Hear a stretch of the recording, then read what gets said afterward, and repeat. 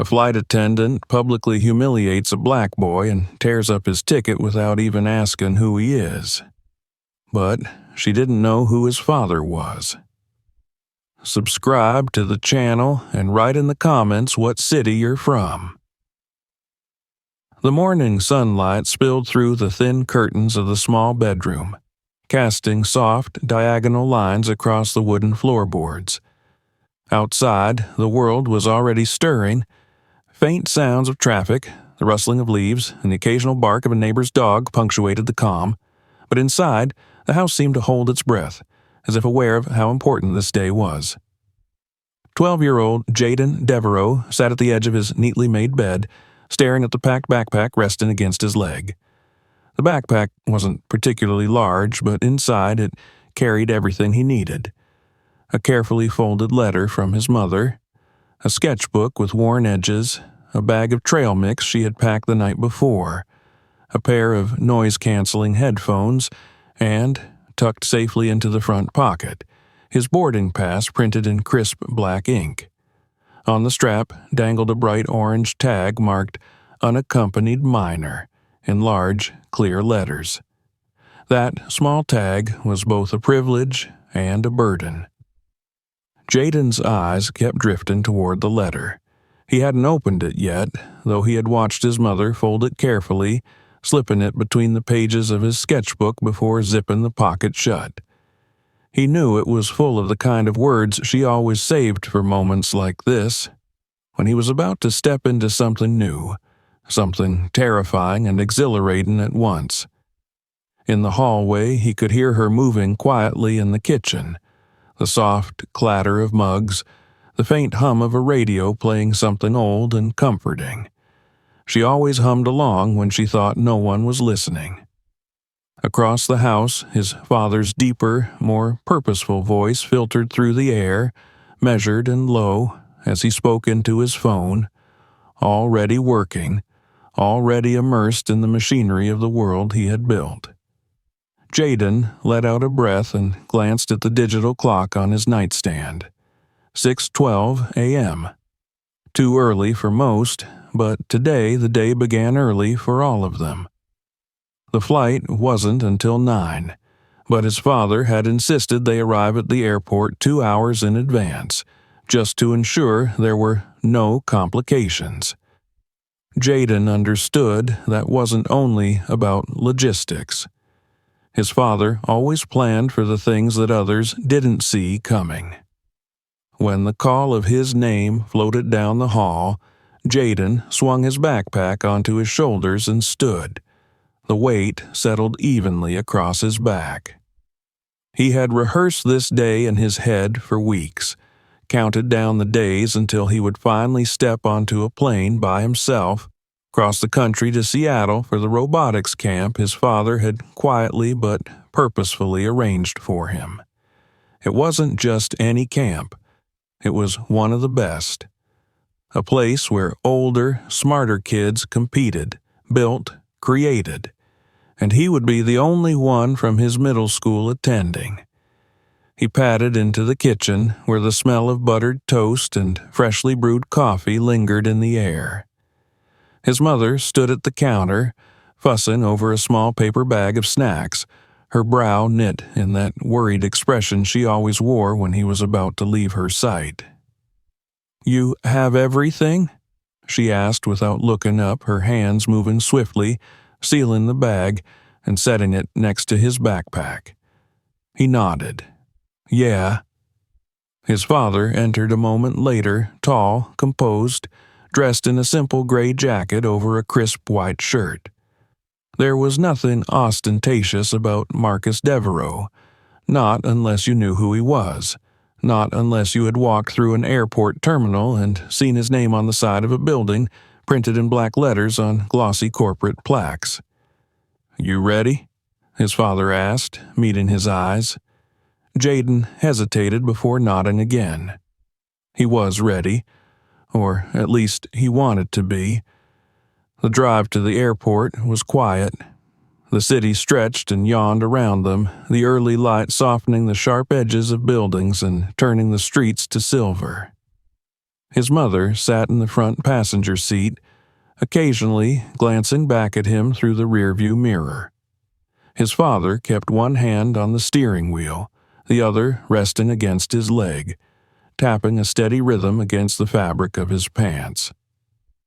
They passed familiar neighborhoods, parks, the corner store where Jaden bought snacks after school, the library where he spent quiet afternoons sketching robots and machines that would never exist outside the pages of his notebook. All of it seemed distant this morning, like it belonged to someone else's life. At the airport, they moved through security smoothly. His father knew every shortcut, every efficient way to maneuver the crowd. They stopped at a small coffee stand near the terminal, where Jaden's mother hugged him tightly, pressing her face into his shoulder as if to memorize the shape of him. "Don't forget to look out the window," she whispered. "You'll see the mountains if the sky's clear. It'll look like you're flying over a painting." He nodded, swallowing around the lump in his throat. His father's embrace was briefer but firm, a hand on his shoulder, a nod.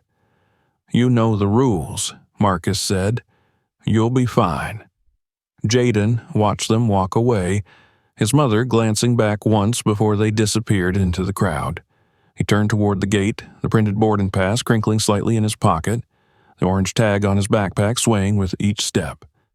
The terminal was alive with the usual chaos, announcements echoing over the speakers, rolling suitcases rattling across the tile, travelers in various stages of exhaustion and impatience. Jaden made his way to Gate 17, weaving through the crowd with a practiced ease. When he arrived, the waiting area was half full. A family clustered near the windows, a group of business travelers typing furiously on laptops, an elderly couple flipping through magazines. The gate agent stood behind the counter, scanning tickets with mechanical efficiency. Jaden approached the line slowly, waiting until it thinned. His heart thudded in his chest, not from fear, but from the weight of everything riding on this moment. He kept thinking about the mountains, about the letter in his sketchbook, about how proud his mother had looked that morning. When it was his turn, he stepped forward, handing the agent his boarding pass. She glanced at the orange tag, nodded once, and scanned the ticket without incident. "Wait over there," she said, pointing to a row of chairs near the window. "Someone will escort you onto the plane." Jaden nodded and moved to the designated area, sitting quietly, his backpack hugged against his chest. Outside the window, the tarmac stretched out toward the horizon, planes taxiing, service vehicles zipping back and forth. The sky was pale blue, cloudless. He pulled out his sketchbook, flipping to the page where his mother's letter rested. Unfolding it carefully, he read her words again, the ones that stayed with him. "Sit by the window. Look at the mountains. Remember, you belong in the sky as much as anyone." He folded the letter and slipped it back between the pages, letting his fingers rest on the cover of the sketchbook.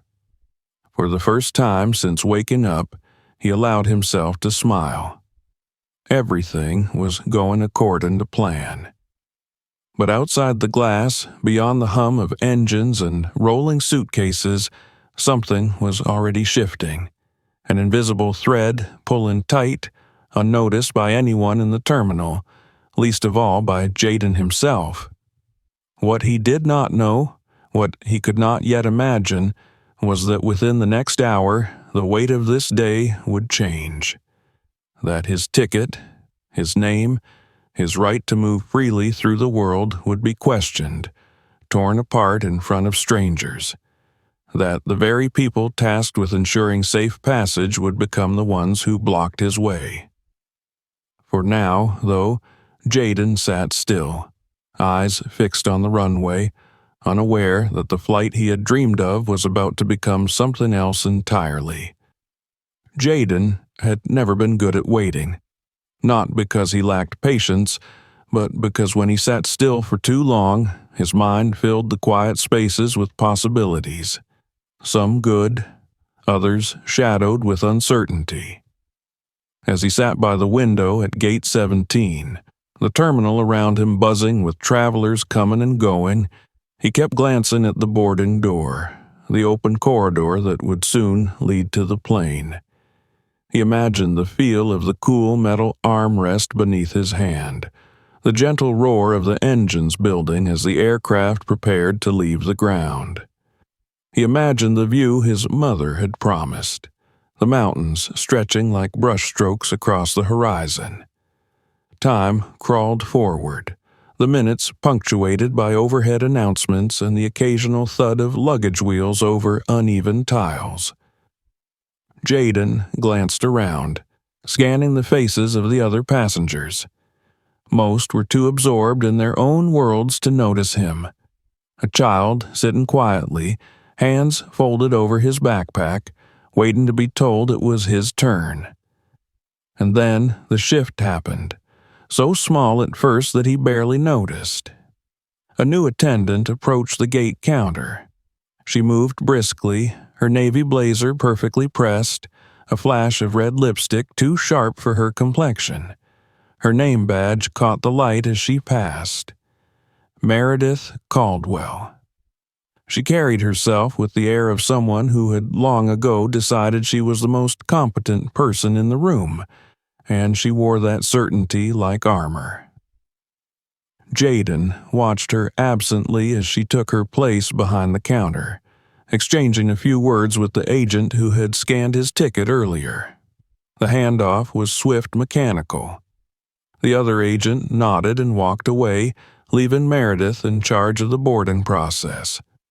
The overhead speaker chimed, announcing the final boarding call for a different flight at another gate. Meredith barely glanced up. She tapped at her keyboard, adjusted the sleeves of her jacket, and surveyed the waiting area with a quick, calculating glance. Jaden's stomach fluttered as she stepped away from the counter and approached the row of chairs where he sat. He straightened instinctively, sliding his backpack strap higher on his shoulder. This was the moment, he thought. The part where they would escort him down the jetway, like the other unaccompanied minors he'd seen on past trips. But the look on Meredith's face was not one of routine professionalism. It was sharp, almost suspicious. "You," she said, stopping in front of him. "Are you waiting for Flight 262 to Seattle?" Jaden nodded quickly, reaching for the printed boarding pass in his pocket. "Yes, ma'am. I'm an unaccompanied minor." She didn't look at the pass. Instead, her eyes swept over him. His brown skin, his dark curls, the orange tag on his backpack, as if assembling a puzzle she didn't like the shape of. "Where are your parents?" she asked, her tone clipped. Jaden cleared his throat, trying to keep his voice steady. "I'm flying alone.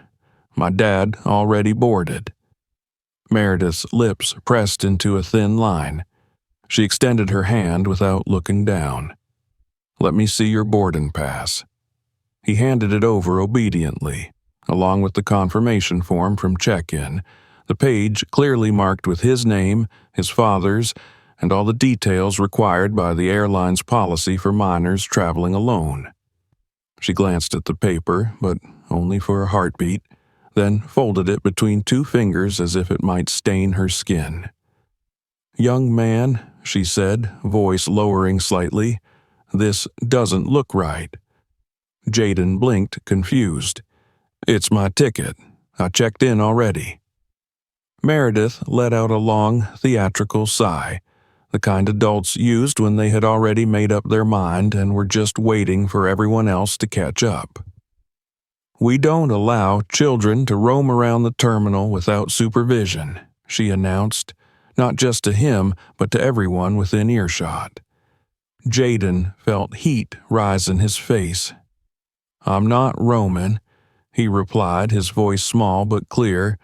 "I'm sitting where they told me to wait." Without another word, Meredith lifted the boarding pass between her fingers and, in one smooth motion, tore it in half. The sound of the paper ripping was quiet but devastating, like fabric tearing under strain. Jaden stared at the two pieces in her hand, his breath catching in his throat.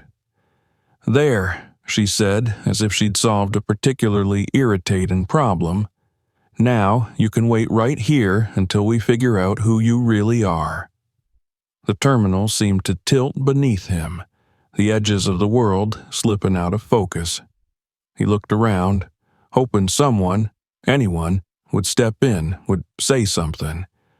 A few passengers glanced in their direction, curiosity flickering across their faces, but no one moved. No one spoke. Jaden swallowed, the lump in his throat growing heavier by the second. "I didn't do anything," he said quietly. "You're creating a disturbance," Meredith replied sharply, folding her arms. "Let's not make this worse." The words landed like stones in his chest. He wanted to protest, to explain, to shout that this wasn't fair, but the weight of the moment pinned him in place. He could feel the eyes of strangers on him, their discomfort, their unwillingness to interfere. Meredith turned to a young attendant wearing a headset, a lanky man with a boyish face who looked barely older than Jaden himself. "Call security," she instructed coolly. "We may have a situation." The attendant hesitated, his eyes flicking toward Jaden, uncertainty flashing across his face. Then, without a word, he tapped his headset and stepped away. Jaden's heart pounded in his ears. He felt small, smaller than he had ever felt, the ground shifting beneath him not because of any airplane, but because of something heavier, something uglier. He thought about the letter in his backpack, the one that told him he belonged in the sky. And for the first time that morning, he wasn't sure if that was true. Jaden sat motionless, his backpack pressed tightly against his chest, as though the fabric and straps might somehow shield him from the weight of the glances now resting on him. His torn boarding pass remained in Meredith's hand, crumpled and discarded, as if it had never meant anything at all. Around him, the terminal had not stopped moving. The announcement board still flickered. The muffled voice over the intercom still called passengers to gates. The coffee stand continued serving cups to sleepy travelers. But for Jaden, everything had stopped. He could still hear her voice, sharp and final, telling him to stay put, telling him he was a disturbance, as if he had done something wrong, as if merely existing in that space had made him a problem. The young attendant with the headset, the one Meredith had ordered to call security, stood a few feet away, fidgeting with the wire running from his earpiece. His name tag read Alex. He shifted his weight from foot to foot, glancing toward Jaden and then away again, his expression tight and conflicted. Jaden tried to meet his eyes once, hoping for something, an apology, maybe, or even just a flicker of acknowledgement. But Alex looked away quickly, pretending to study the monitor at the gate desk. The minutes stretched, and Jaden's muscles ached from the effort of staying still. He kept waiting for someone, anyone, to come over, to say that there had been a mistake, to tell him he could still board. But the air around him felt heavy and unmoving, like glass sealed over something fragile. Passengers walked by, slowing when they noticed the small, dark-skinned boy sitting alone under the sharp gaze of the uniformed woman behind the counter. Some looked curious. Others barely glanced his way before continuing toward their own gates. A few whispered, the edges of their words slipping past Jaden's ears without clarity, but none of them stopped. None of them asked if he was all right. A family with young children settled into seats across from him. The parents exchanged a look when they noticed the way Meredith stood with her arms crossed, her posture rigid with authority. The father leaned over to the mother and muttered something under his breath. She shook her head and pulled her children closer. Jaden's fingers curled tightly around the strap of his backpack. His mouth felt dry, his throat aching with the effort not to cry. He thought about the way his mother had hugged him that morning, how she had whispered to look out the window at the mountains. He thought about his father's hand on his shoulder, the quiet certainty in his voice when he'd told Jaden he'd be fine. None of that certainty existed now. Security arrived 10 minutes later. Jaden saw them before they spoke. A tall, broad-shouldered man with a shaved head and mirrored sunglasses perched unnecessarily on the bridge of his nose, even inside the terminal. Another officer trailed behind him, younger and smaller, holding a clipboard.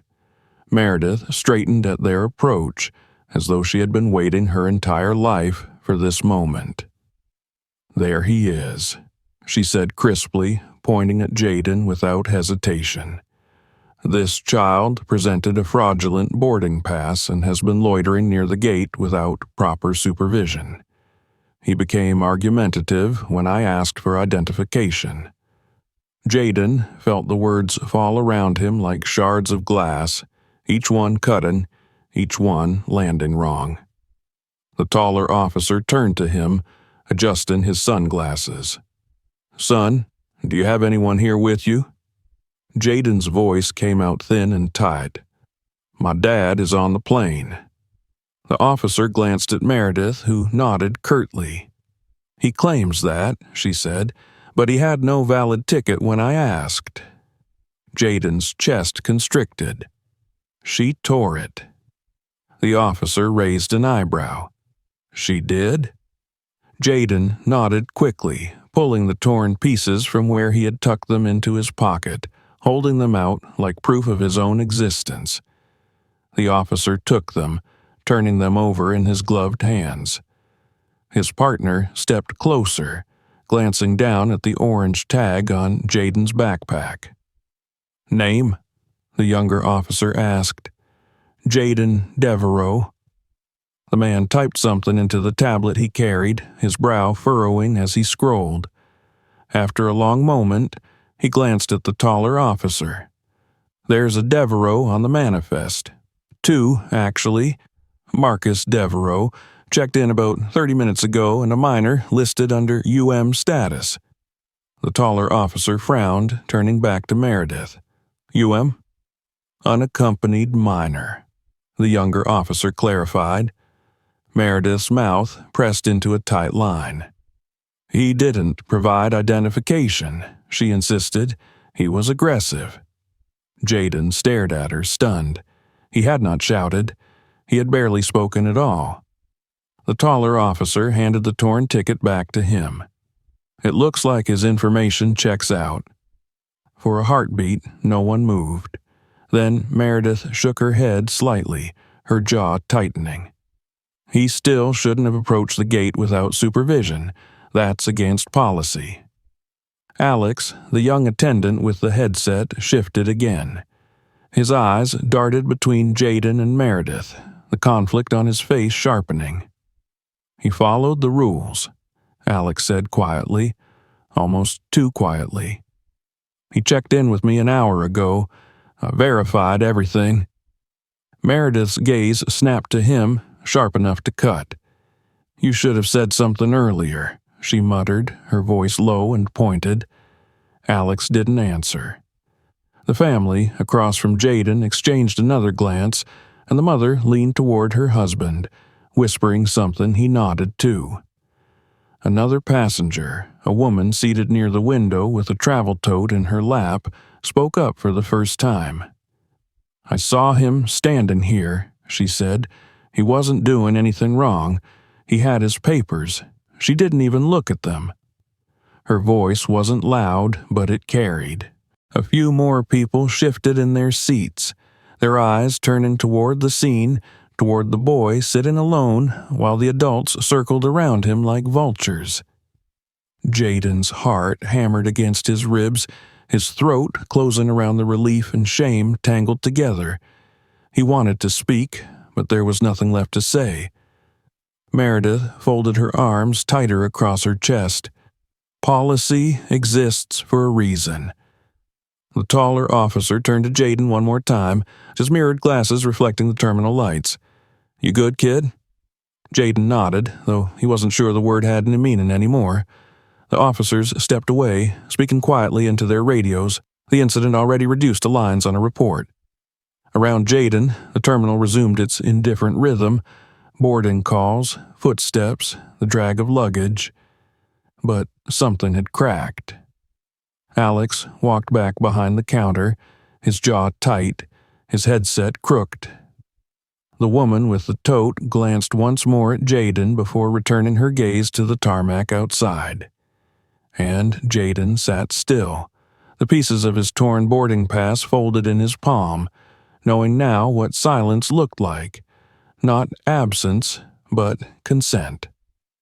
The rhythm of the terminal moved on, indifferent to the fracture it had witnessed.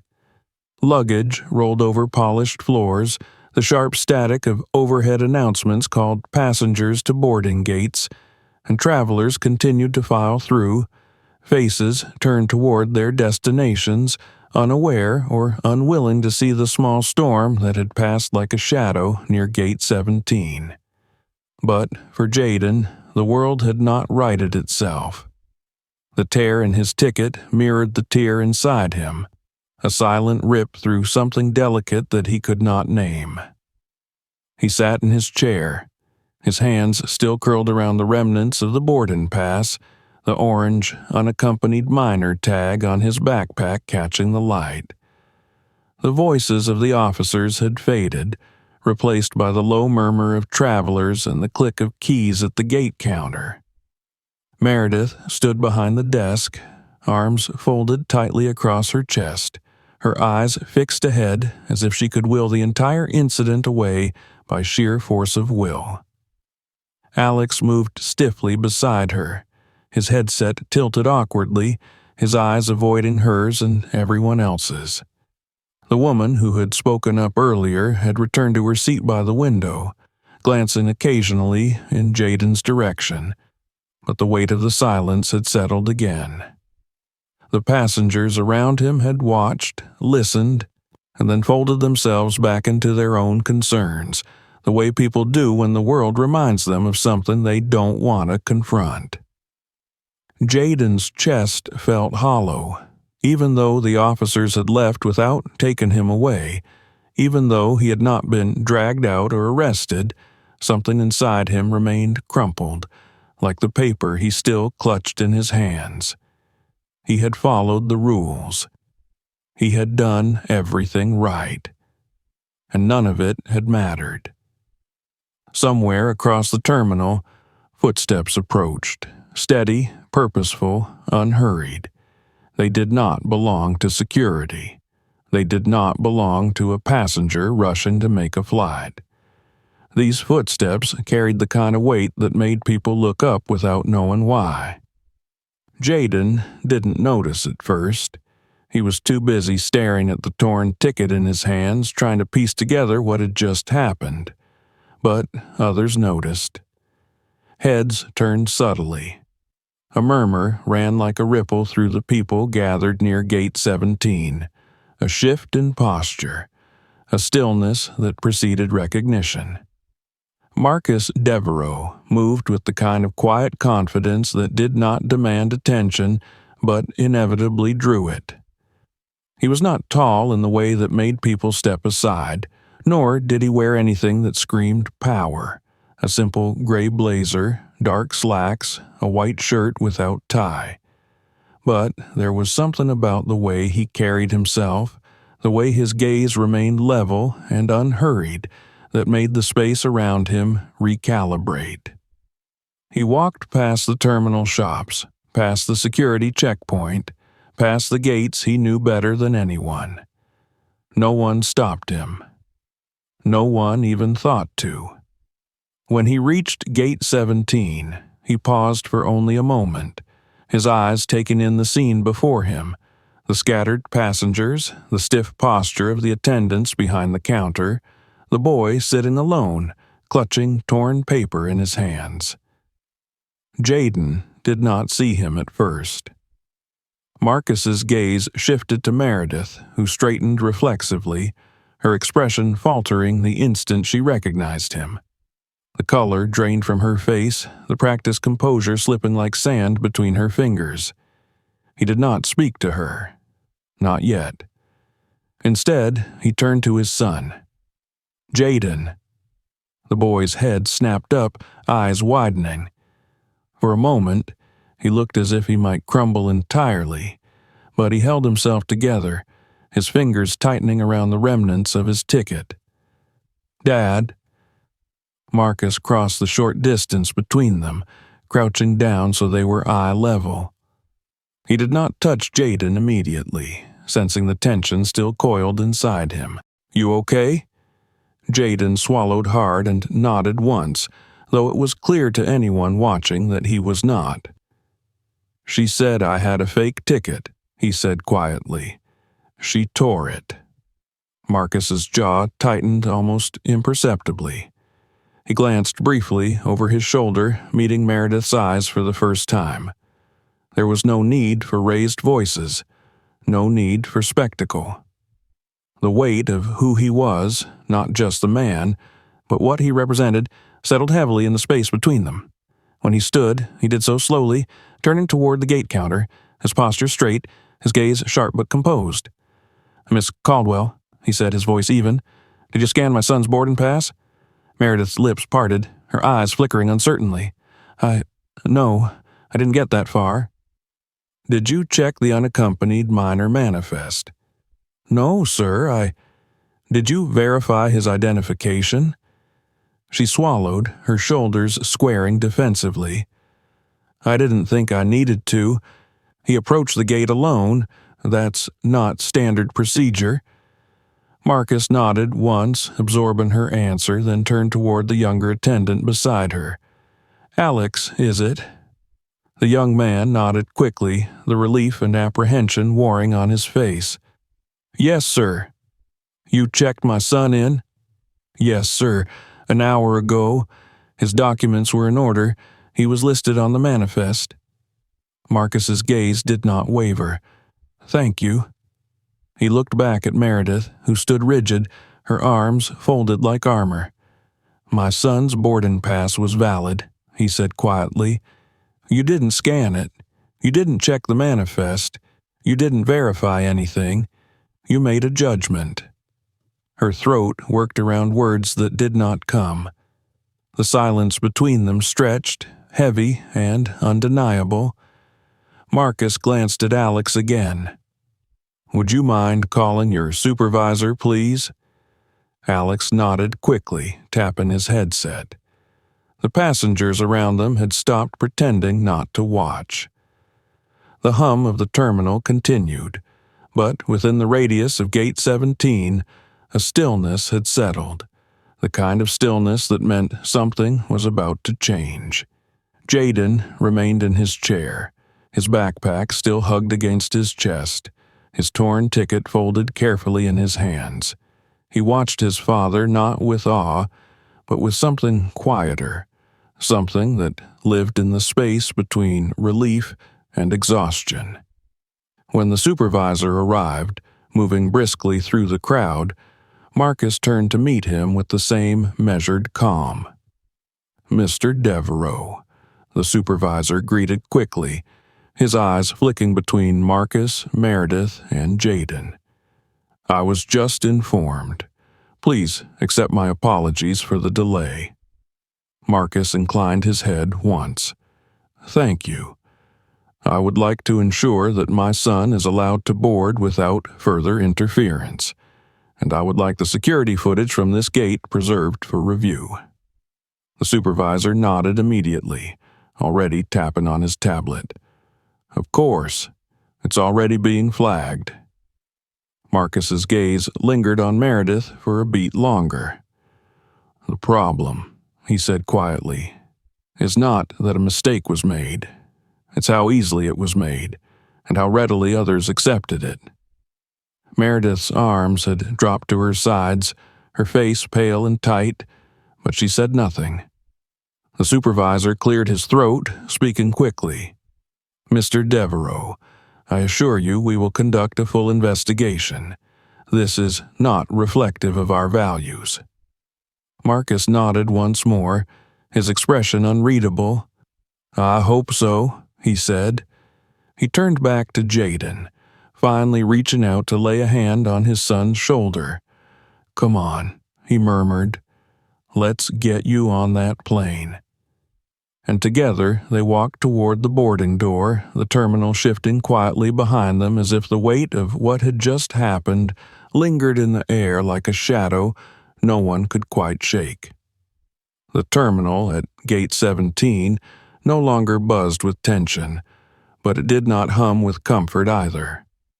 What had unfolded over the last hour had left a residue in the air, something sour and unspoken that neither the returning announcements nor the shuffle of passengers could entirely wash away. Meredith Caldwell stood behind the counter, her shoulders stiff, her mouth pressed into a thin line. She kept her eyes fixed on the computer screen in front of her, though the boarding process for the flight had already ended. The terminal gate was quiet now, save for the occasional murmur of passers-by or the crisp, clipped orders from the supervisor still lingering near the desk. Jaden had disappeared down the jetway minutes ago, flanked by his father and a quiet attendant, but the shadow of what had happened remained. The supervisor, Dean Rosner, a man in his early 50s with salt and pepper hair and a calm that seemed worn thin around the edges, stood beside Meredith without speaking. He had been called too late to prevent what had occurred, but just in time to inherit the responsibility for it. He tapped notes into his tablet, his jaw tight, his eyes flicking between Meredith and Alex. Alex stood a few feet away, the headset dangling uselessly around his neck now, his posture slack, as if the weight of the last hour had finally settled on his shoulders. His eyes remained on the floor, and when Dean spoke, his voice was low but direct. "You understand what happened here today?" Meredith exhaled sharply through her nose, arms folded so tightly across her chest it looked as if she might implode under her own defenses. "I made a judgment call," she said, her voice clipped and brittle. "He approached the gate alone. That's against protocol." Dean glanced at her, his expression unreadable. "Protocol doesn't include ripping a passenger's boarding pass in half." "He didn't have identification," she insisted, her voice rising faintly. Alex shifted beside her, finally lifting his gaze. "He did." Meredith's eyes snapped to him. "Excuse me?" Alex swallowed hard. "I checked him in myself. I verified everything. He had the proper paperwork. He wasn't roaming. He was waiting where I told him to wait." Meredith's mouth parted, but no words came. Dean took a breath, tapping something else into his tablet. "It's not just the decision you made," he said quietly. "It's how quickly you made it and why." A ripple of silence passed between them, heavy and unavoidable. Across the terminal, in a room that was quieter, more controlled, Marcus Devereaux sat in a glass-walled office, his expression carved from something harder than stone. The assistant supervisor sat across from him, speaking quietly, carefully outlining the next steps. The preservation of the security footage, the initiation of an internal review, the protocols that would now be audited. Marcus listened without interrupting, his eyes focused, his mind already moving several steps ahead. He had spent years in boardrooms, negotiating contracts, fighting battles far more intricate than this one. But this was personal. This was not about numbers on a spreadsheet or quarterly reports. This was about the space his son inhabited in the world, and how easily it had been denied to him. When the assistant supervisor finished speaking, Marcus leaned back in his chair, folding his hands carefully in his lap. "I want a full account of every interaction at that gate today," he said quietly. "Every report, every employee statement, and I want the footage reviewed." The supervisor nodded quickly. "Of course, Mr. Devereaux." Marcus's gaze did not soften.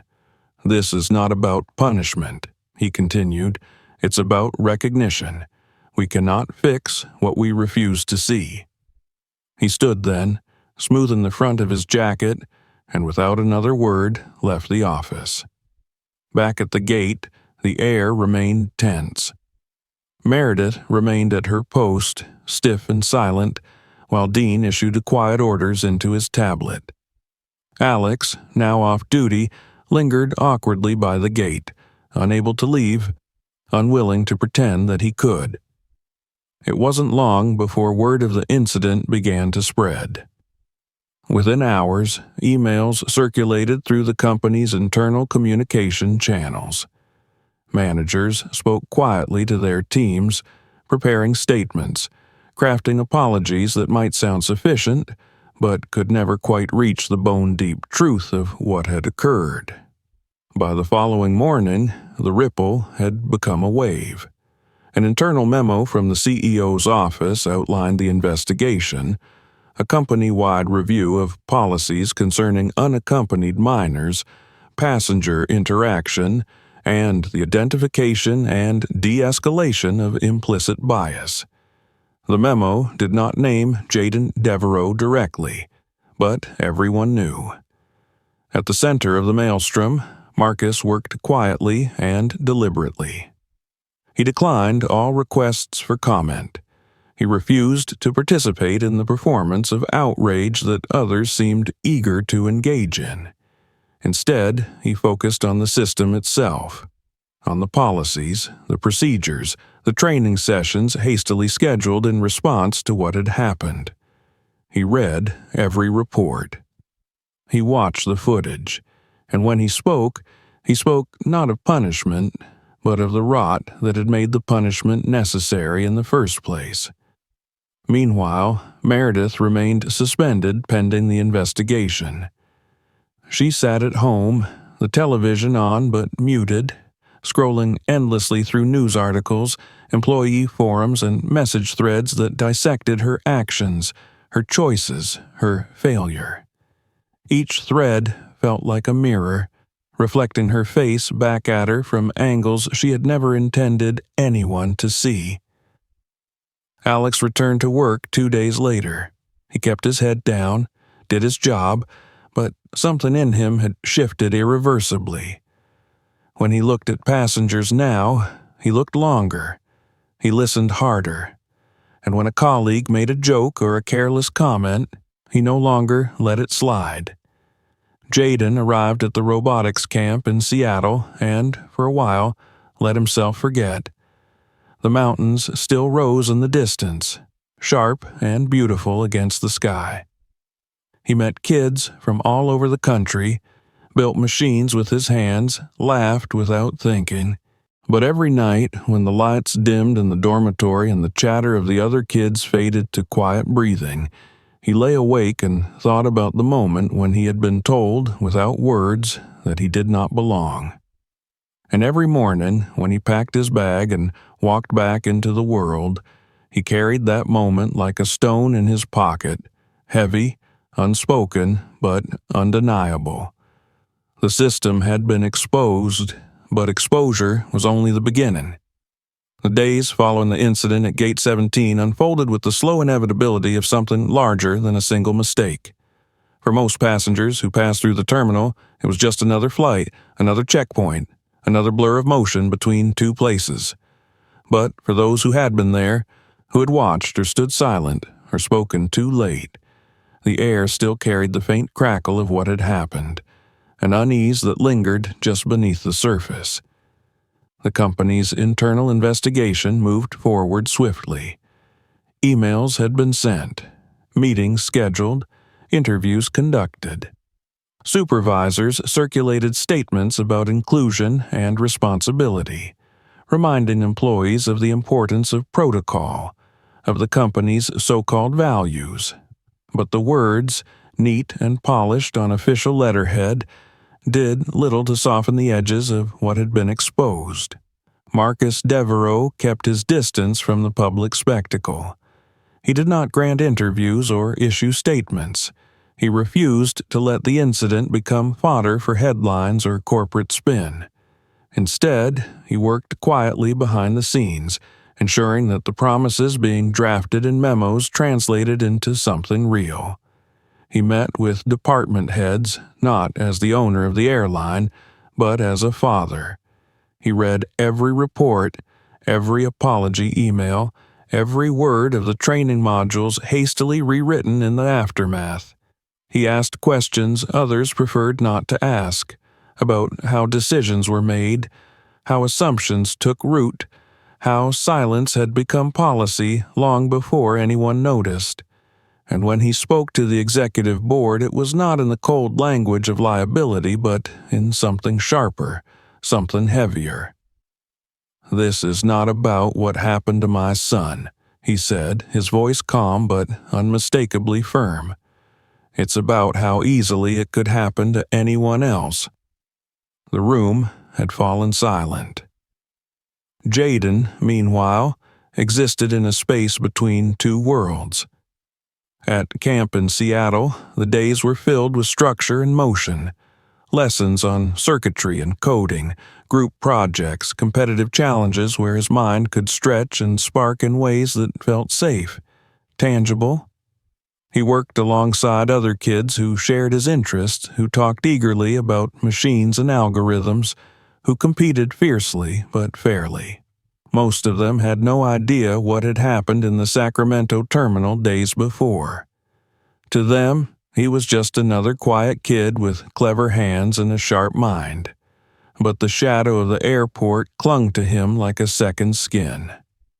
At night, after the lights dimmed and the voices faded, Jaden lay awake, the memory replaying itself behind his eyes. The sound of the boarding pass tearing, the look on Meredith Caldwell's face, the way everyone around him had seemed to fold inward, unwilling to meet his gaze. He thought about his father's hand on his shoulder, the calm in his voice, the way he had stood without raising it, without needing to. He thought about how the entire world could stop for one person and keep moving for everyone else. One evening, halfway through the 2-week program, Jaden sat on the edge of his bunk, sketchbook open in his lap. He drew not robots or machines, but the airport terminal, the gate, the chairs, the counter, the people frozen in the moment he could not forget. At the center of the drawing, he drew Meredith's face, not angry or cruel, but ordinary, almost tired. Above her head, on the glass window behind the gate, he wrote 2 words in careful block letters: "Be better." The next day, he mailed the drawing home in an envelope addressed to himself. A reminder, he told himself, not to forget. Back in Sacramento, consequences took shape. Meredith Caldwell had been placed on administrative leave almost immediately after the incident. Her file was reviewed, her past evaluations revisited. She sat at home during those weeks, the blinds drawn, the television on mute, her phone lighting up with news alerts and emails she did not open. The investigation concluded without fanfare. The decision, when it came, was clinical and impersonal. A formal termination letter citing a violation of protocol, a failure to exercise professional judgment, and conduct unbecoming of her position. Meredith read it twice, her eyes tracing the words without feeling them.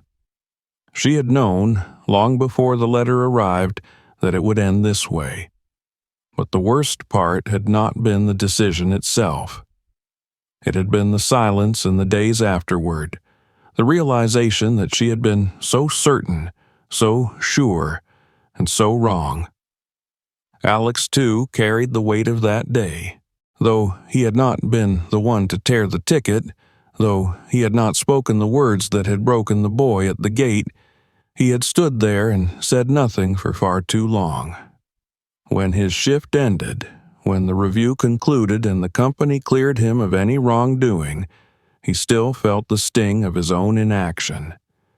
He requested a transfer to another terminal, one where fewer people knew his name, where the weight of what he hadn't done might feel a little lighter. Dean Rosner, the supervisor, sat in a conference room weeks later, reviewing the final report, a file thick with statements, footage, and recommendations. The language was precise, the conclusions clear. But nothing in the report could capture the moment when a 12-year-old boy had looked up at the world and learned that the rules he had followed so carefully could be torn apart in front of him. The company launched a new training initiative in the weeks that followed. Mandatory sessions on implicit bias, de-escalation strategies, protocols for unaccompanied minors. Videos, seminars, workshops filled the schedules of staff across the country. The words in those sessions were carefully chosen, polished, and professional. But Marcus had insisted on one thing above all else, that they begin every session not with policy, but with a question. What did you assume before you asked?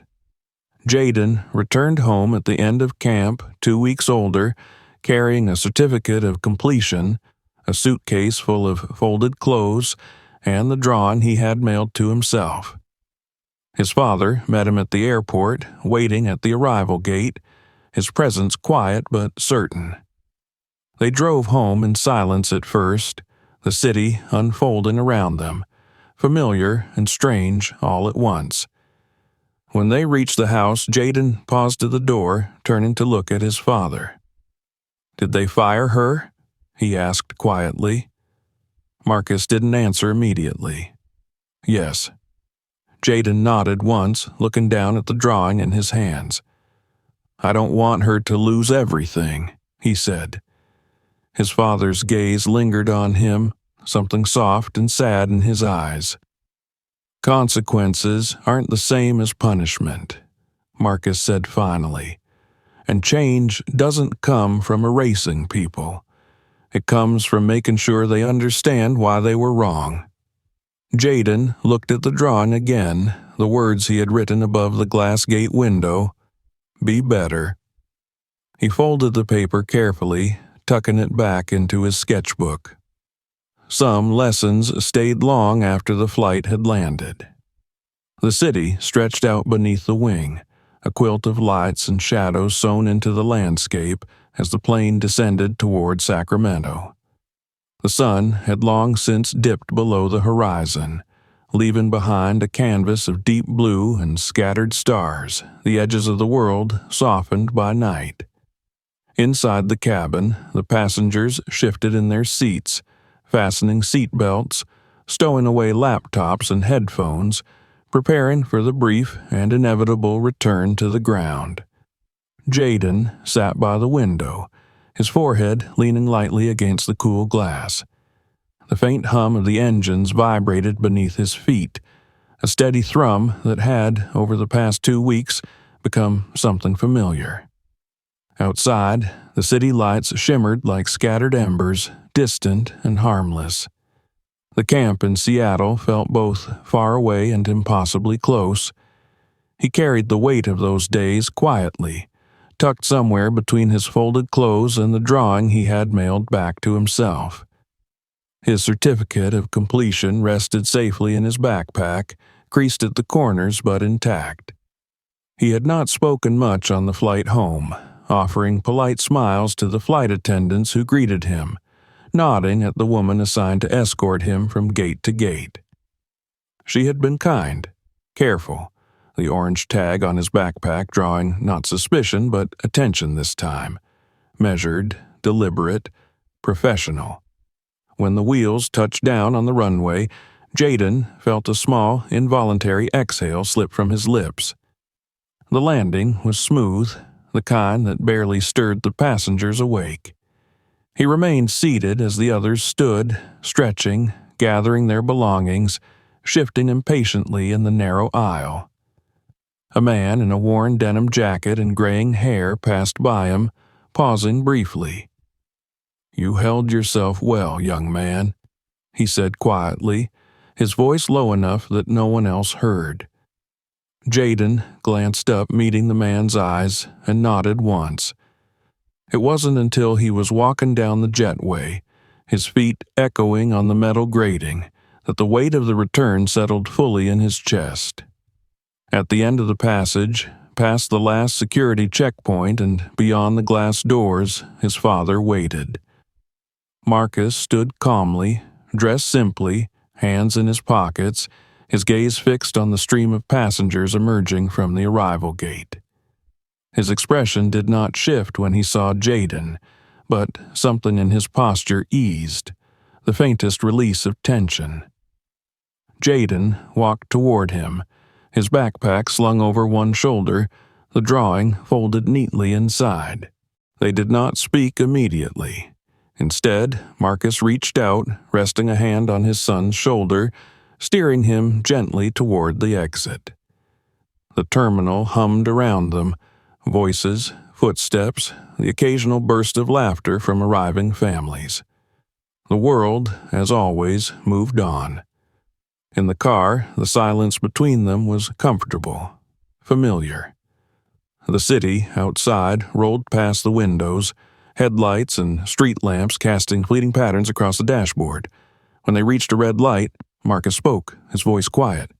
They finished the investigation. Jaden didn't look up, but he listened. "She's no longer with the company," Marcus continued. "The policies have been rewritten.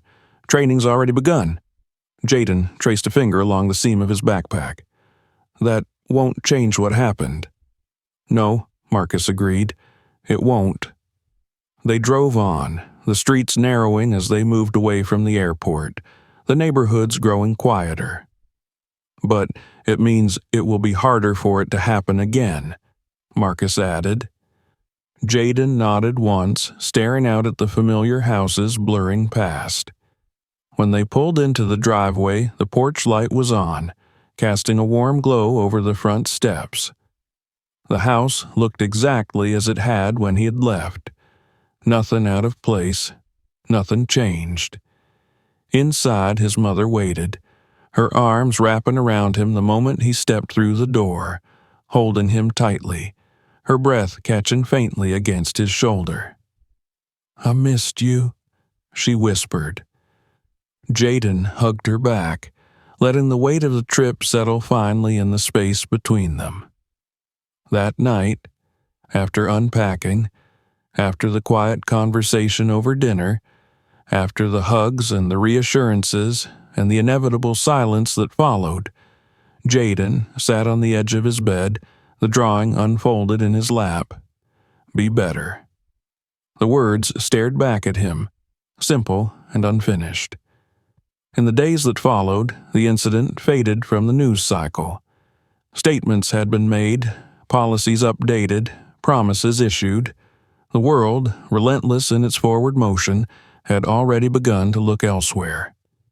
But not everyone moved on. In the weeks after his return, Jaden began to notice small shifts in the world around him. Subtle, quiet, but real. Employees at the airport who had once moved past him without a glance now paused, met his eyes, offered brief but genuine greetings. Signs appeared at the terminals, outlining new policies, reminding passengers and staff alike of the rights of unaccompanied minors, of the company's renewed commitment to fairness and safety. None of it erased what had happened. But none of it went unnoticed either.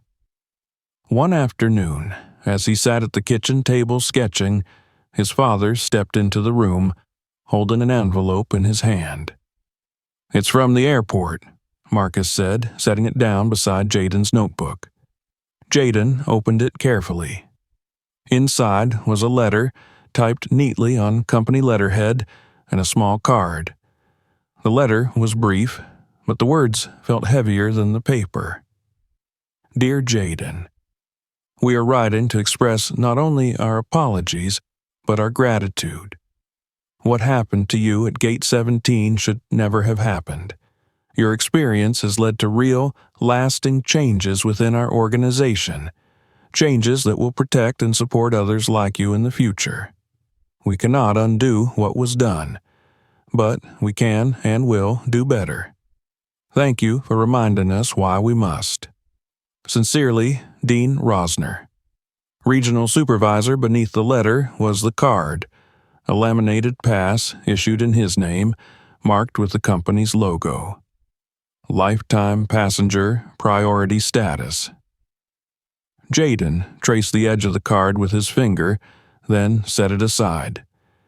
He knew that the pass, the words, the changes they claimed to make, none of it would fix what had happened. But it meant that someone had been forced to look, to listen, to acknowledge. And that mattered. That evening, as the sun dipped below the horizon, Jaden sat on the back porch, sketchbook balanced on his knees.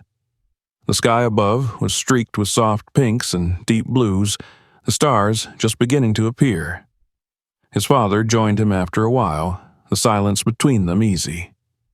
Jaden flipped to a fresh page, pencil poised.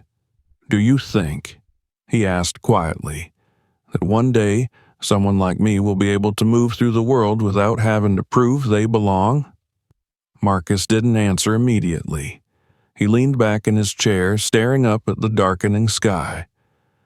I think, he said finally, that every time someone like you refuses to disappear, it gets a little easier for the next person.